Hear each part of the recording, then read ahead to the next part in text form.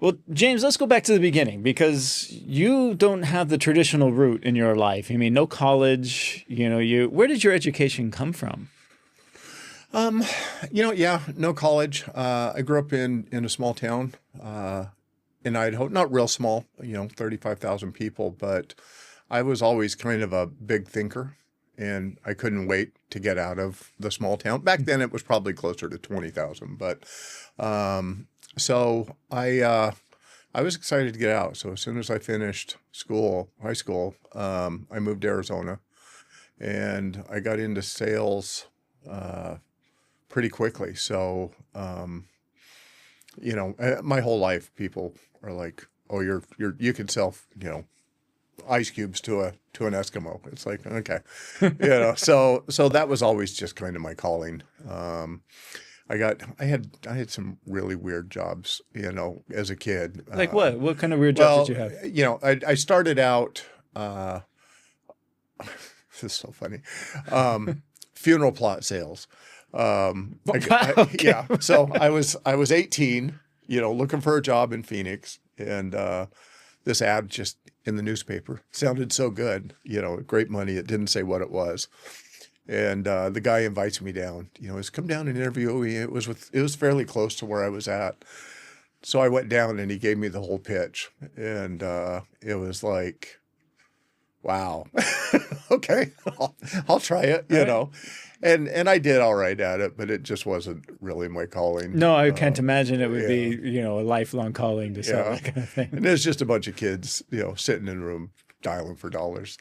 Then I started waiting tables and bartending, and did that for a while. Did did some vacation sales with a group out of Scottsdale and did well in that. And then one of the guys I was working with was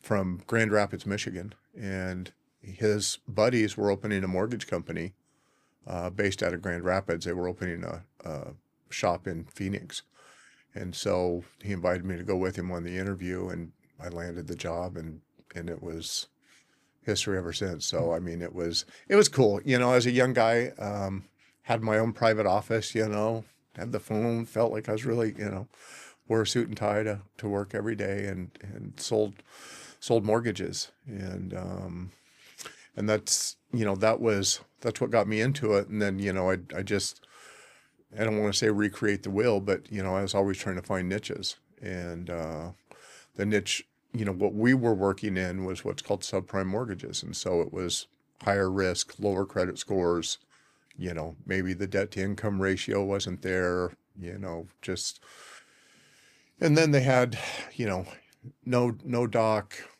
loans where you didn't have to prove your income, as long as you had the equity, you could do the And loan. they called them ninja loans, Yeah. right? Yeah. No income, no asset. Yeah. Yeah. I remember those. Yeah. And so we were doing those, and that was the only thing I really knew about mortgages. But there were a lot of people, not a lot, they qualified almost anybody, but the people that didn't, you know, if they had enough equity, I started figuring out how to borrow money from a friend, or they would borrow the money from a friend of mine.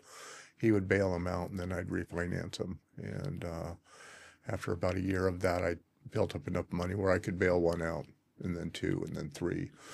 Um, and I did that for about 10 years. So you're always looking for the way to get the deal done. You got the just these deal points here and there, and it's just a couple deal points away from closing, and you were able to find those little pockets of opportunity everywhere you looked, huh? Well, and it was kind of the network, is how my brain just kind of networks throughout. How can I piece these things together?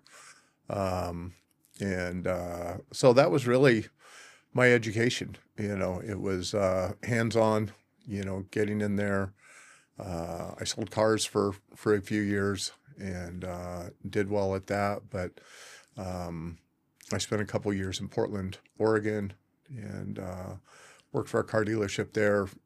Sold 35 cars in 7 days at the Portland Auto Show. Won the best salesman, for it. Was teaching sales classes to marketing people at the TV stations. I mean, so really, it's just always kind of been my calling. So That's cool, man. That's really cool. Yeah. So James, you were doing really well.